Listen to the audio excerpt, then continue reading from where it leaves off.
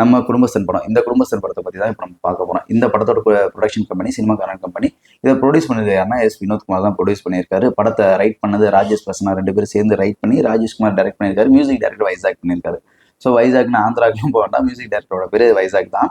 படத்துக்குள்ள lead role யார் யார் பண்ணியிருக்கா அப்படின்னா மணிகண்டன். மணிகண்டனுக்கு ஜோடியா சன்வி மேகனா தான் பண்ணியிருக்காங்க. வழக்கம் போல தாங்க இந்த படத்தோட கான்செப்ட். எல்லா படமும் அதுதான்.